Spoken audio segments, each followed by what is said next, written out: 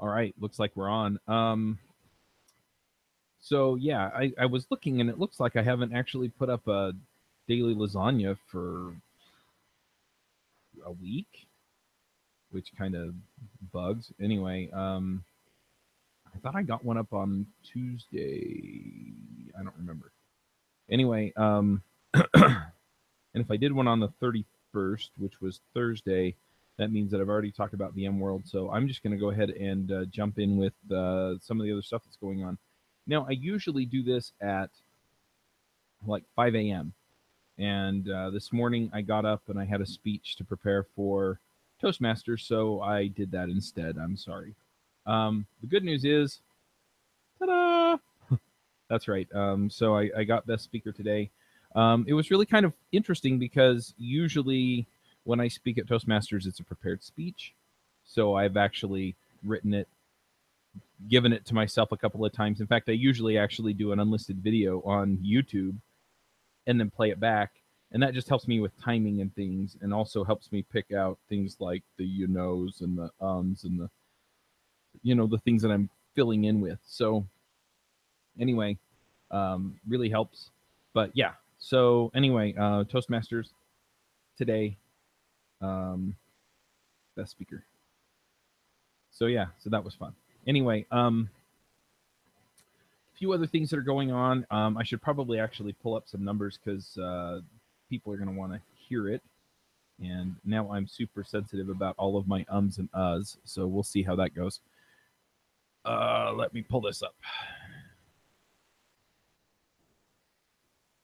So just to give people some idea of what I'm wanting to pull up, Angular Dev Summit is next week. I did get the schedule finalized with almost all of the speakers. There were a couple of them that I just haven't been able to get a hold of to get back to me. I'm not sure what the deal is there. Let's see. Subscriptions. So at this point, we have 427 people who have subscribed to come to the conference.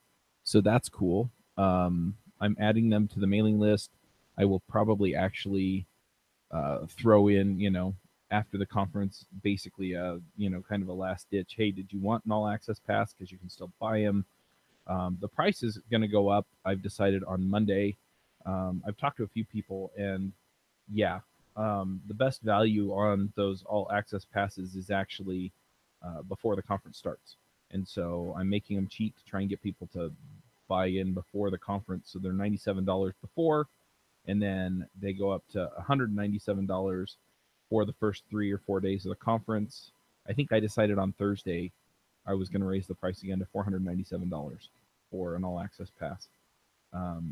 So yeah, people who want those passes, they can actually just get them now for $100. And I also have it free live, so if you want to just come to the talk when it's being presented, you can just show up for free and watch it. You have to register on the website, but then after that, it's free. So that should be fun. I'm playing a little bit with the way that I want to run this because I don't know if I really want to run a whole bunch of servers for a whole bunch of conferences. Currently, I have Angular Dev Summit and Ruby Dev Summit, I think, are on separate servers. I don't remember. They might all be on the same server. But setting up a website for each one of these that I'm pulling together, I don't know if that makes sense. So I'm still fiddling with it. We'll see how it goes. But yeah, it should be kind of interesting to just watch what happens. Currently, we're at 427. Like I said, I'm really hoping the way that this is picking up, I'm pretty sure we're going to pass the 500 mark. We're going to have more than 500 people at the conference, or at least registered for the conference.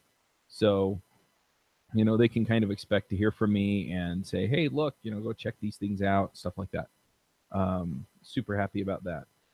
One other thing that is going on here is, and I've talked a little bit about some of the financial stuff that I've been dealing with lately. Basically, I made some poor decisions and didn't save money when I should have, and so things got a little bit tight. That kind of sucked. But it looks like we're coming out of that. I did find the line of credit that I could borrow a few $1,000s from, And what I'm actually hoping is that I get some of the sponsorship cash in this week. I have one sponsorship that was supposed to pay, and anyway, there's still a hang up there, which sucks. But anyway, so I'm hoping to get that in and then just pay back the line of credit. Just basically say, hey, folks, I don't need it, and give them the money back and not get charged any interest on what I borrowed, because they have a 5-day return policy. So that's kind of interesting. One other thing that's also interesting on kind of the personal front, um, my wife and and I kind of hesitate to talk about this, but I'm going to talk about it because I just talk about everything. Um, and basically, anyway, I'll explain why I'm hesitating to talk about it here in a minute. But my wife and I, about 9 years ago, we bought a new bed, and it's one of those nice beds that has the gel layer in it. So basically, it has kind of the pillow top. It's a little thinner than your traditional pillow top, but then it's got uh, maybe an inch to 2 inches of gel, and it's this grid pattern. And so when you lay on it, it collapses under your hips and your shoulders, where most of your weight rests, and then it supports the rest, right? So it only collapses under a certain amount of pressure, and that gives you more of a supportive contour to your body because your body's not a straight line when you lay down. So, and my wife has major back problems. So anyway, we got that together, and we bought that about 10 years ago or 9 years ago, and they gave us a 20-year warranty on the bed, and the bed's starting to collapse. Um, if you actually measure from the center of the bed, it drops about an inch and a half to 2 inches, depending on which side of the bed you're on. Um, and anyway, it's been causing my wife a whole bunch of problems because it's not very supportive. So I send in the warranty information, and I called them up today because I'm like, hey, it's been a month. It's actually been almost 2 months since I sent in the information. They never got back to me, and they're like, oh, well, you sent it to the right address, but send it to me and I'll push it through. So we'll see how that goes. The reason that I hesitate to bring it up is because they've told me a couple of times that if there are any stains on the mattress, they won't honor the warranty. And when we bought the bed, we actually spent an extra $200 to get a mattress cover that they sold us. And they showed us and swore up and down that it would make sure that we didn't get any stains on the mattress. So it was kind of our insurance policy for our warranty. Well, it turns out that utterly failed. And in fact, the mattress cover, we didn't realize it, but was falling apart. Um, it stretched over the bed, but it has a kind of a plastic layer to it, and that had come apart. So anyway, to make a long story short, we're pushing them to honor the warranty anyway, and if they don't, then and this is the part that I'm hesitant on. I don't like to throw my weight around, but at the same time, I also feel like I have a responsibility to let people know if a company is not going to honor their word. And so I am going to threaten them and basically say, look, you will honor this warranty, or we will, I'll let the people who follow me know that this isn't a product they want to buy because you won't honor the warranty. So anyway, it's interesting being in a position like mine, um, but at the same time, and I'm pretty sure that I've talked about the bed on the shows and kind of mentioned it in picks. So it'll be interesting. I've only done this to one or two other companies, and basically the big one that I'm thinking of is Contemporary VA. When I hired them to do the podcast editing about 5 or 6 years ago, the people that they sent to me just weren't doing the job. And so I had talked them up on the show, and I felt like I had a responsibility to let people know that they had utterly failed to do their job. And so, I let a whole bunch of people know. I had several people actually tell me that they had been considering Contemporary VA on my recommendation, and then because of the way that things ended with them, they went with some other company or hired somebody on something like Upwork. So anyway, that's been kind of interesting to see how that plays out with some of this product stuff. A couple other things I just kind of want to report in on. One of them is that I'm kind of playing with building single page apps with Angular and Rails. And my friend Jason Sweat, I actually did an interview with him yesterday, has a book on it, but I don't know that he's updated it for Rails 5.1 with Webpacker. And I was like, oh, gee, I wonder how this goes. And there were definitely some hiccups there, but when it's all said and done, I actually got it running on my application that I'm playing with.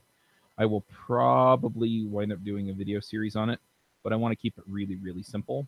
And so I'm looking to actually break it up into like 2 or 3 minute videos where it's here's how you set up a Rails app with Webpacker and Angular. And then here's how you pull in Angular material. And then here's how and so you kind of get these baby steps for building out these apps and just to see how it goes. But yeah, after going through some of the hassle with some of this stuff, I'm pretty sure I can walk somebody through it in 20 minutes. What I've spent a couple hours working on.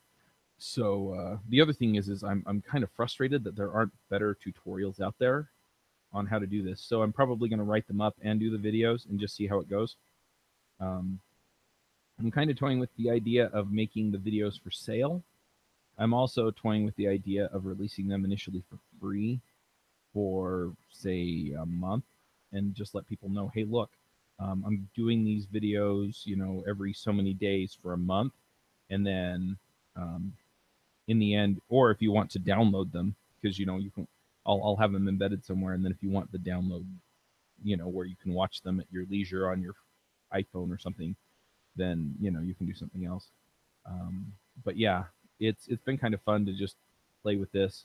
And I haven't really done anything new with development for a while. And so this has been kind of fun to just kind of crack open and see what's in there. And then one last thing that I did, and I've been trying to get my 12-week year together, and I've really been struggling with it. And I don't know why it's been so hard. Last time I did the planning with their method, it wasn't this tricky. But for some reason, it really has been lately, and I'm not sure what exactly it is, other than that. I don't know if I've defined my goals well. I'm thinking that's probably part of the problem, but I don't know for sure. So anyway, I've been kind of rethinking and revamping that. So I've been planning my 12-week year for like 2 or 3 weeks. One thing that I have done, though, that's really helped, and this is something that I think I'm probably going to do a little bit more of, is I got a calendar. In fact, let me grab it here. So I went over to Walmart the other day, and this calendar, you can see it's kind of large. This calendar cost me about $9. It was on clearance. I've been looking on Amazon and looking at some of the office stores on their listings, and the calendars like this run like 20-30 bucks. And so the fact that I could get it for $9, I'm like, deal. So I picked it up. And what I've done is you'll see that month is blank. One other thing I like about it is it has notes on the side, so you can kind of see that too. So I just put the numbers in for the days, and then on the bottom you'll see that the days are in black. So that's this week, and I just filled this in last night. So let me move it over here. So this is what I'm getting done today, and I've just basically broken it down so that it's just 1 or 2 major things that I have to get done today. So one is to shore up the podcast production. We had a little bit of a lapse in that last week. It's been going pretty well for about a month and a half. And, and then, yeah, we had some late or non-releases, and that kind of sucked. So, just figuring that out and getting it all worked out, and then just emailing the Angular lists about Angular Dev Summit, making sure they know about that. And then there were some people that bought Angular Remote Conf tickets, which would have been the same week that we're doing Angular Dev Summit, except it was only going to be Wednesday and Thursday. So I need to email them and just say, hey, here's how you get your all access passes. And they got it at a discount because I actually lowered the price on that. And then I need to find people for React Remote Conf and set all that stuff up. And then you'll see the last thing there is PodWrench, and that's the app that I'm building in Rails. And that goes back to, here, let me put this aside here real quick. That goes back to the the podcast production stuff that I'm working on and just shoring that up. So essentially, what I'm building there is I have a couple of issues with the production. One is that I've been using a Trello style board for it. I'm using Asana, which is free and it has a lot of the capabilities that I like and want. But anyway, it's just the trick is that if something doesn't get moved over at the right time, from like needs editing to edited needs show notes, I don't have a good way of actually seeing that those things are coming due. And so what I want to do is I actually want to set up more of a dashboard that kind of tells me what I need to worry about, and then it also just sets up the process for each show so that I can track. Okay, it needs to be edited, and the editing is due by say Friday because we record on Tuesdays.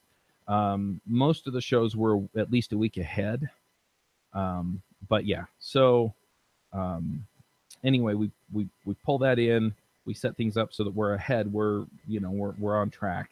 But yeah, so then it says, okay, the editing's due by Friday, the show notes are due by Monday, and set to release on Tuesday, and then reaching out to the guest needs to happen by Wednesday, and so I can set up kind of the structure of the process on that. And I can also set up the task dependencies, which is kind of tricky to do in Asana. And finally, you can set subtasks, but anyway, it just doesn't seem to work very well.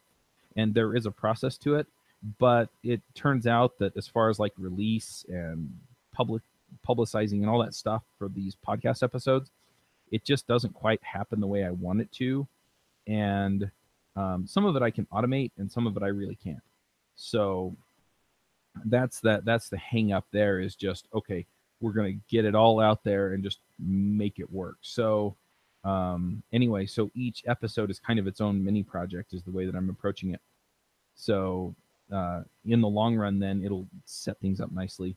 The other thing is I also want to tie things back in so that when it emails the guest and says, hey, guest or guests, this episode is released, and I just want to automate that. I don't want anybody to have to actually send the email. Then it sends them back to a page that says, here's where it's been posted to Twitter, Facebook, etc. So you can retweet it. You can share the Facebook post from the page for the show. On Reddit, you can upvote it. We posted it to Hacker News right now. So if you want to go upvote it there, it should be in the newest, because it's hard to tell people how to find something that they're probably going to want to promote on Hacker News if you've put it in there. So just getting all that together. So it's hey, look, there's all this timely information. Here's where we've shared it.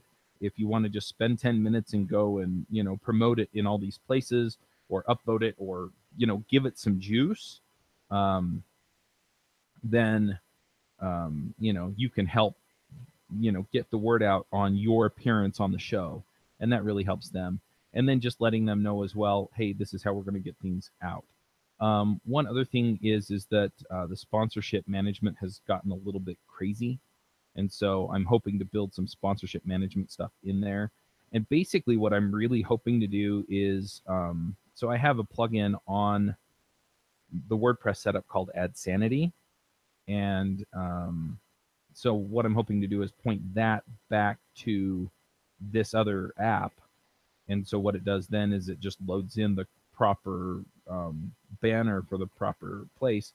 So then what I can do is I can just schedule all of the sponsorship appearances, and then at the appropriate date and time, it switches over so you see the proper banner. So that's kind of where I'm at with that. And then the other thing I'd like to be able to do is if somebody buys a sponsorship, I can essentially just go in and say, okay, here's the deal. You bought these dates, and then it just fills it in and does all the proper rotation and things like that for it. So anyway, so I'm kind of working through that. I'm trying to decide if I want to open source this or not. I can see that it would help a lot of people, but I also see it as a viable SaaS product. And so I'm kind of going back and forth on it.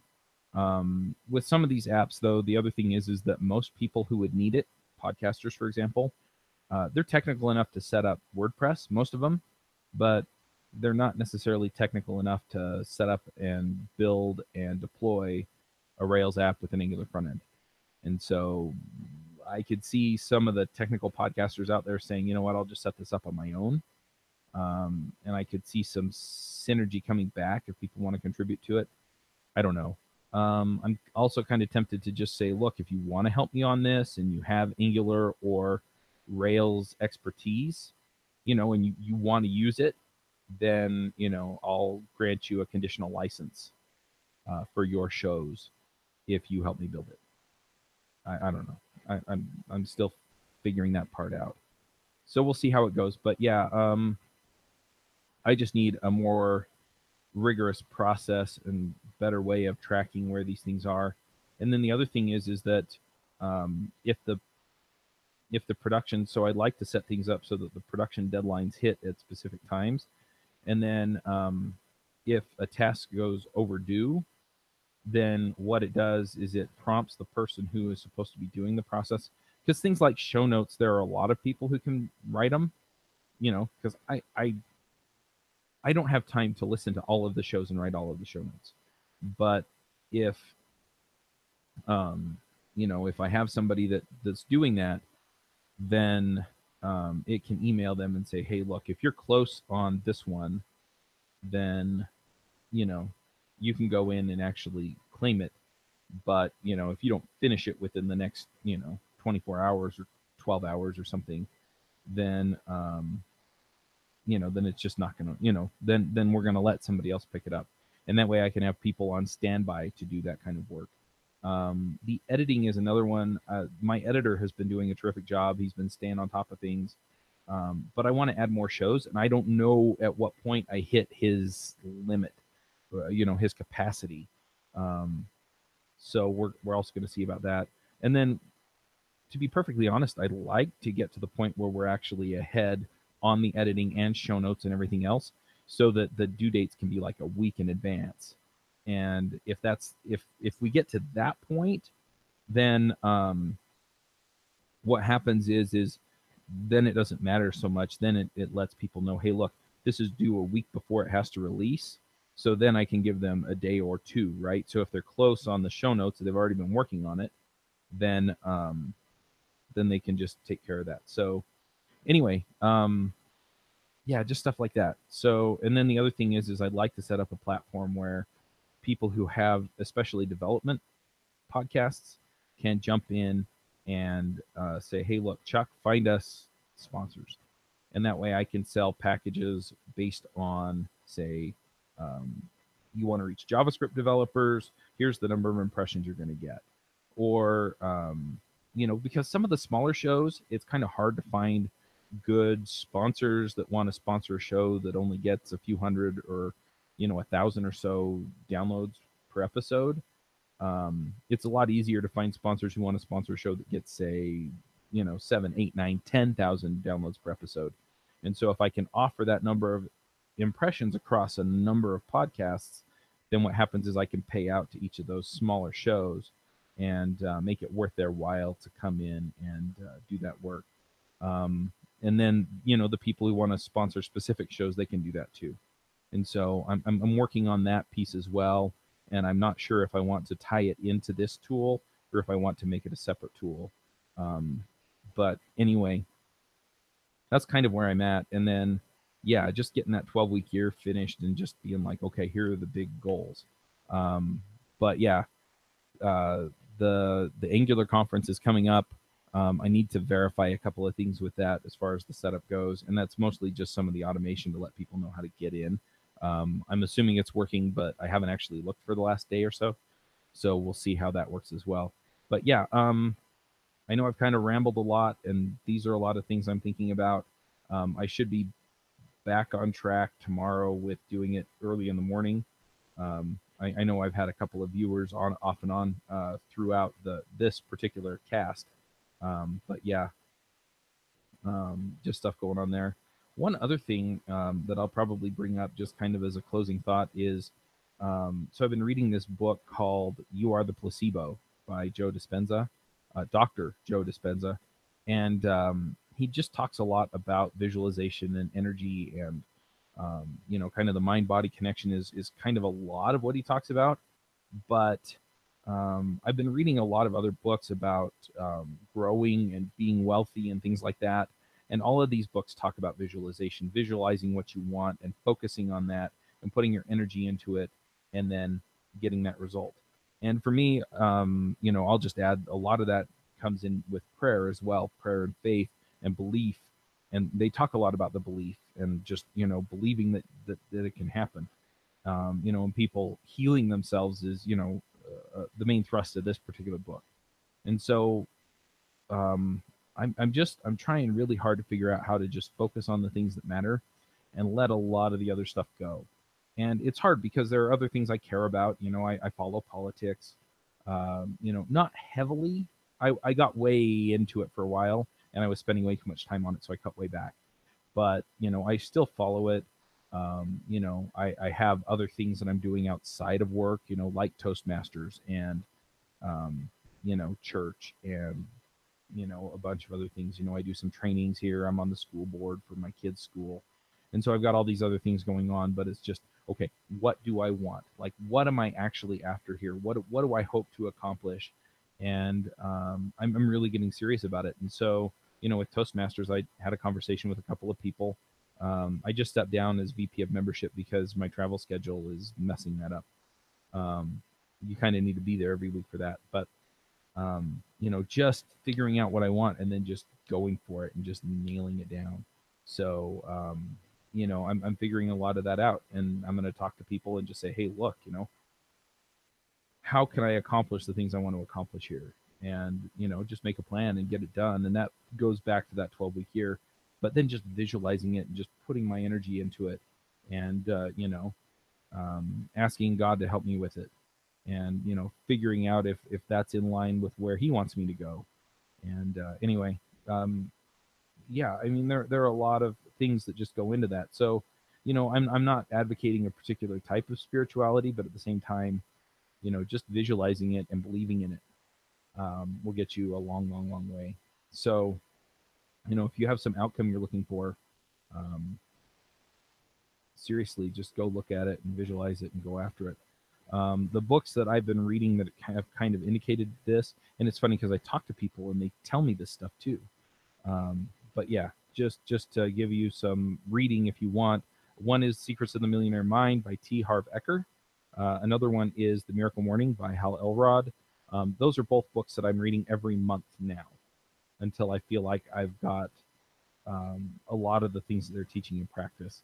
And then, like I said, this one is You Are the Placebo. And I'm planning on picking up Joe Dispenza's other book, which is Breaking the Habit of Being Yourself, where he actually talks about, that self change and becoming a new person. So anyway, those are kind of all my thoughts. Sorry for rambling on. And I'm sorry if I haven't released one of these in a week. But yeah, I'm going to be more diligent about getting up and getting at it and doing this stuff. So look for a video tomorrow. If you're interested, you can also go on Entre Programmers YouTube channel and you can watch us live tomorrow at 10 a.m.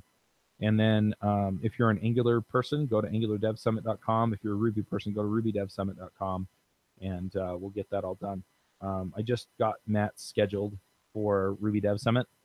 If you don't know who Matt is, he's the guy that created the Ruby programming language. So I'm looking at that. And then hopefully I can make it out to a few more of these conferences and make some connections and things like that. So anyway, I'm going to go ahead and sign off. I know it's just a whole bunch of me talking head, blah, blah, blah, blah. But, hopefully this is helpful to some folks, just knowing what's going on. And, yeah, just getting my hands around everything. I feel like things are kind of coming together now. So anyway, one last thing. If you have any questions, you want to just get in touch with me, there are a couple of ways to do that. I think the best way is just to email me, chuck@devchat.tv. I'm also on Twitter @CMaxW, and I'm trying to be a little bit better about checking it and following up and seeing who's mentioned me and things like that so that I can reply. But anyway, that's pretty much it. Have a good one. I'm going to get to work. You saw what I'm working on today on my calendar. So we'll get to it, and I'll talk about it tomorrow.